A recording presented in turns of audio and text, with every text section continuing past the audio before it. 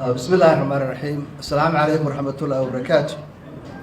وأنا سلام يا دمانتين وجوهري مدحمين كحجينكو وأنا كم بندقي إن مرتقاتك ينا كسوق يبدو حفلة مهم كأه مركوه رئيسة وعن ربعنا قدر حنبلية ذا إذا أنا حنبلية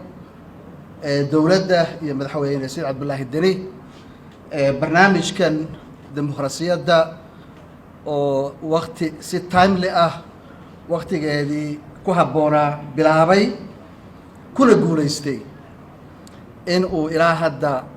meel fiican ay marayso oon maanta u fadhino shahaadasiintii xisbiyadii soo baxay ee guulaystay runtii madaxweyne cabdiraxmaan farol sida la sheegay oo bilaabay dimuqraasiyadda iyo annaguba waa isku daynay inaan waxun ka riixino laakiin waxaa moodaa sirtii isagaa helay waxaa la yidhahda holy grailkii deni baa helay marka waa hambalyeynayna insha allah waxaan rabaa inaan hambalyeeyo sidoo kale guddiga tibek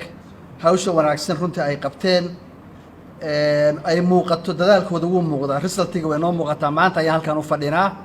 aad iyo aad ayay u mahadsan yihiin waxaan kaloo rabaa inaan u mahadnaqo guddiyadii ka horreeyey labadii guddi ee kale ka horreeyey oo iyagu shaqada hadda ay qabteen guddigan cusubi saldhig u ahaa ama ha noqoto shuruucdii ama shaqooyinkii runtii fiicnaa ay soo qabteen laftigooda in la xusa meesha ku jirta waana ay mahadsan yihiin iyaguna sidoo kale waxaan rabaa sidoo kale inaan maanta u hambalyeeyo 10 xisbi ee guulaystay oo runtii dadaalka ay muujiyeen iyo juhdigoodii ku guulaysta maanta inay noqdaan 10 xisbi ee soo baxay maanta la siiyey shahaadooyinka waxaan idin leeyahay hambaliyo hawsha aad qabateenna meesha ka sii wada guul iyo khayr badan insha allah waa rajaynaynaa waxaan rabaa dhowr qodob inaan wax ka idhaahdo wixii kala dhan waa laga hadlay inaan runtii isnida dimuqraasiyadda waxa hadda aan raadinaynaa oo laga hadlayo waa dimuqraasiyad su-aashu waxaa weeye marka dimuqraasiyaddu ayada miya ma baraaray keentaa dimuqraasiyaddu ma baraara ma horumarba ma aha dimuqraasiyaddu mar kasta ma keento horumar waxaa laga qoray research tiro badan oo aada u tiro badan laakiin waxaa jira wadamo badan oo wakti badan dimuqraatig ahaa waa badan yihiin laakiin dhanka kale aada u liita dhanka horumarka waa dimuqraasiyad laakiin markii economically la keeno dhaqaale la eego waa basket case ma aha wadamo horumaray ma waxaa kaloo jira wadamo dictatorship ah autocracy ah oo haddana horumarsan baa jira su-aashu marka waxaa weeye adiga shaksiyan waxaa la yidhaahdo behind the veil of ignorance oo ah haddii lagu yidhaahdo laba wadan oo midna labaduba wadamo yani liita ah oo dib u dhacsan oo backward ah laakiin midna uu yahay democratic midna uu yahay dictatorship keebaa ku noolaan lahayd wey su-aasha xagga dhaqaalaha waa isaga mid xagga horumarka waa isaga mid laakiin midna waa democratic midna waa dictatorship dabcan waxaa weeye qofku choicekiisa wuxuu odhanayaa waxaan ku noolaanayaa at least haddii labadu isku mid yihiin dhankaas waxaan jeclaan laha inaan ku noolaado midka dimuqraatiga dhanka kale haddii la yidhaahdo laba wadan oo midna uu yahay mid labaduba horumaray mid waa china midna waa maraykan keebaad ku noolan hadii la yidhahdo wadamo horumaray weeye oo developing countries ah oo infrastructurekoodu wanaagsan yahay noloshoodu wanaagsan tahay caafimaadkoodu wanaagsan yahay laakiin teebaad aadi lahayd labadaba horumareen china haddii la yidhahdo laba baasabor waxa waa inaad maraykan qaadan lahayd marka saas daraaddeed ayaa waxaa yani la yidhaahdaa saasay dimuqraasiyaddu by itself sideedaba u wanaagsan tahay ya yani waxaad waxbaha ku helin haddaad rabto laakiin sidaydayba u wanaagsan tahay dimuqraasiyaddu kow haddaad eegto wadamada adduunka ugu horumarsan meel kasta ha joogaan ama Japan ha noqoto ama Australia ha noqoto ama North America ha noqdaan ama Western Europe ha noqdaan waa wadamada adduunka uguna dhaqaalaha badan uguna horumarsan.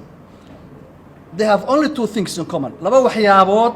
ayay common ka yihiin. oo waxa la yiraahdaa market economy iyo democracy. waa suuq xor ah oo dhaqaale iyo dimuqraasiyad labadaasay wadaagaan. China iyo Mareykan diin ma wadaagaan, dhalashana ma wadaagaan, dhaqanna ma wadaagaan. waxa kaliya oo ka sameeyeen waxa weeye inay labaduba ay yihiin dimuqraasiyad, labaduba ay leeyihiin yani suuq xor ah oo free market economy ay leeyihiin. Now sideedaba adduunka hadda waxaa ka jira dictatoriyad meelo badan ka jirta. waxaana ka jira autocracy waxa la yiraahdo oo autocracy waxa weeye wadamadan ay boqortooyinku xukumaan. waxaa hubaal ah mustaqbalka in systemka noocaasihi uusan sustainable ahayn, uusan waari karin. waxaa idinkugu filan communismkii iyo socialismkii iyo wadamadii la oran jiray eastiga idinkugu filan. sideedana مثلا hadda waxaa la isweydiiyaa China oo kale. China waa wadan horu maray, waxay sameeyeen marka xorriyadii bay qaybiyeen. waxay u qaybiyeen waxa la yiraahdo political freedom and civil liberty iyo economic freedom. dhaqaalihii waxaa laga dhigay xor, waxaa loo dhaqmayaa sidii wadamadii reer galbeedka ahaa oo suuqi waa la furay. waxay China hadda u dhaqantaa sidii xagga dhaqaalaha Mareykan oo kale. waa capitalist system weeye yani laakiin leh astaan socialism ah oo ah waxay xakameeyeen oo ay hayeen xorriyaddii shakhsiga ahayd iyo tii siyaasadeed in dadka la siin. laakiin waxa hubaala markii China horu marto, markay yeelato middle class tiro badan oo xoog leh, dadka lagama hayn karo xorriyadda, ma sii hayn karto. waxaana marka imaanaysa dadku inay demand gareeyaan ay yiraahdaan waxaan u baahanay xorriyad markii dhaqaale ahaan ay xoogaystaan. marka ultimately waxa muuqanaysa adduunka dhani meel kasta ay joogaan inay ku dambeyn doonaan systemka dimuqraasiyadda ay ku dambeyn doonaan. carab waa la socotaan waxa ka socda rabiicul carabki yani Arab Spring. waxaas oo waxay ka dhasheen dadku ayagoo dhaqaale haysta oo Liibiya meelo badan waxay ka dhasheen dadku inay diidaan oo yiraahdaan wixii kala dhan waa haysanaa laakiin waxaan u baahnay xorriyad baan rabnaa. intaasoo dhan marka hadalka waxtarada waxaan u galay waxa weeye inaan muujino Puntland waxa laga yaabaa inay u gudubto dimuqraasiyad, laakiin dimuqraasiyadda aad u gudbaysaan waxa laga yaabaa waxa aad ka filaysaan inaan ka helin. waa shuur, waa hubaal dad badan waxay ka filayaan inay say tahay san ugu soo laabanayn. laakiin waxaan rabaa in aad u fakarto common good-ka. adigu haddaa wax aragtay ka weydo dimuqraasiyadda, waxaan rabaa inaad eegto guud ahaan ummadda reer Puntland aday better off ma waxay better off yihiin inay leeyihiin dimuqraasiyad mise inay dictatoriyad iyo nidaam aan qabali ah ay joogaan. taa marka waxaan rabaa inaad aad u fahamtaan baa la rabaa. mideeda kale haddaan idhaahdo waa dimuqraasiyad baan leenahay, how do we define democracy? dimuqraasiyad maxay tahay weeye? dimuqraasiyaddu waa xukunka oo majority-gu ay xukunto iyo in la ilaaliyo xuquuqda minority-ga. The rule of the majority and the protection of the minority rights. Now waddan kasta adduunku waa leeyahay dad minority ah. nooca doonta adu u define garee ama qaab qabiil u define garee ama qaab gobol u define garee ama qaab color u define garee. Mareykan dad madow baa jira, dad Hispanic baa jira, waa minority, way jiraan. marka waxaa la rabaa in badan oo reer Puntland oo maanta ama qaab qabiil u eeg ama qaab gobol u eege oo qawadsan qaabka iyo representationka uu uga jiro Puntland ama xagga ha noqoto golayaasha dawladda, baarlamaan, xukuumad,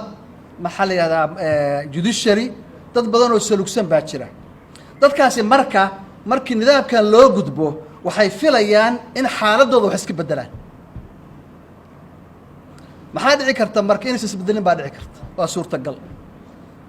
dadkii aan representation ka lahayn waxaa dhici karta sidooda inaysan u lahaan representation. maxaa laga faa'iiday dimuqraasiyaddii marka iyagu maxay ka faa'iideen? waxaa la rabaa marka taa xisbiyadiinu inaad ku baraarugsan tihiin oo dadka aad keenaysaan oo aad soo sharaxaysaan oo aad ama baarlamaan u keenaysaan ama madaxweyne u keenaysaan ama ku-xigeen u keenaysaan ama golo degaan u keenaysaan maskaxdiinna inay ku jirto taasi waa muhiim waa haddii la rabo in ay dimuqraasiyaddu ay guulaysato haddii la rabo weeye haddii kale waxaa la yidhahda hippocratic oath do no harm dimuqraasiyaddu haddaysan waxba tarinin do no harm wanaysan ka darin iska darin baa la raba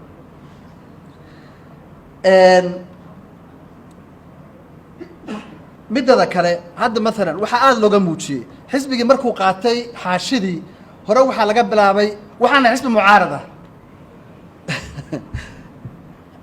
mucaaradnimada waxay ku imaanaysaa siyaasad iyo maaragtay barnaamij dheer horta ha kusoo boodinina mucaaradnimada ya dabcan xor baad utihin hadda inaad dhalishaan dowladda inaad wax ka sheegtaan laakiin waxaa la rabaa waxa dhan aan loo fakerinin in us versus them xukuumadda iyo annagoo kasoo horjeedno oo rabna inaan bedello qaabka noocaasi qaab fiican maaha qaab dimuqraasiyadda horumarinayana maaha marka waxaan rabaa in si tartiiba loo galo barnaamijka iyo wixii haddii dowladda wax laga sheegaya iyo haddii kaleba ayaa loo baahanya insha allah hadii la yiraahdo dabcan waqti dambaa la joogaa waqtiga salaada weeye anigu xisbi ma lihi xisbina kuma jiro xisbina kamid maahi laakiin haddii horseed odaygu uu ka ritaar garanayo guddoomiyenimada diyaar baan aho anigu